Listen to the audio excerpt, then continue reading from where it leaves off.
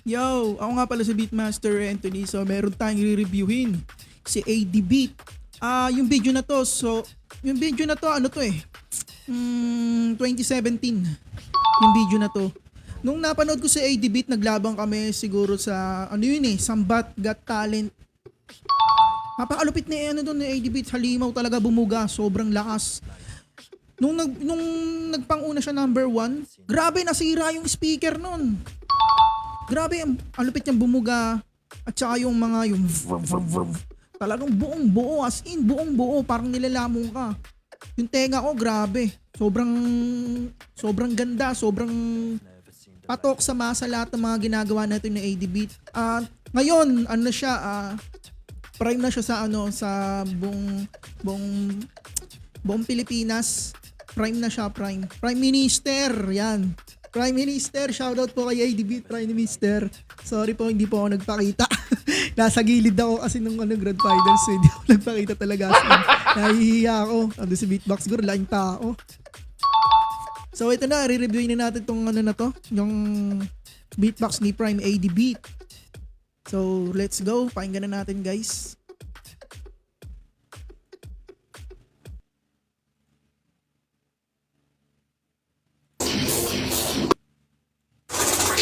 Yo guys, this is AD Beat. Ayun, shoutout sa lahat ng mga makakasali sa Beatboxology.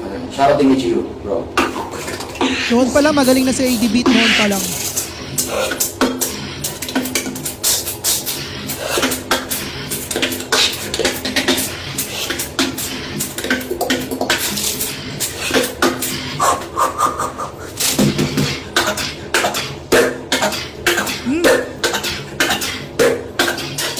Kita mo yun, Gagi, ang lupit.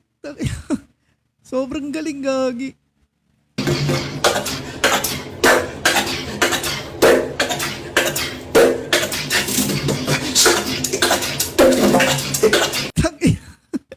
Ang galing, Gago. Ang lupit mo, AD Beat. Hayop ka. Ngayon ko lang napakinggan to, 2017 pa to, ha. Gagong bangis mong sarap sa tenga, guys. Prime Minister AD Beat, shoutout po sa'yo. Oh, galing, boy!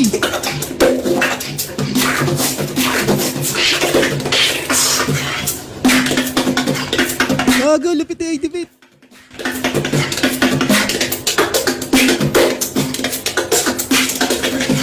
Woo! Ang inasolid talaga, lalim! Yung ay, lalim, sobrang lalim ng yung groove niya.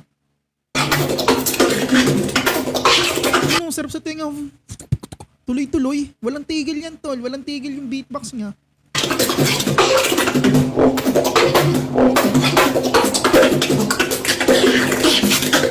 Woo! Yeah.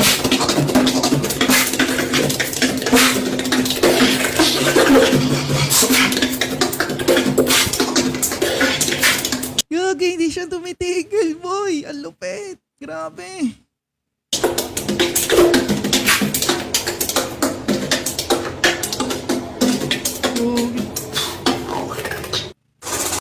Ang lupit ni AD Beat, no? Grabe. Nakakatuwa lang.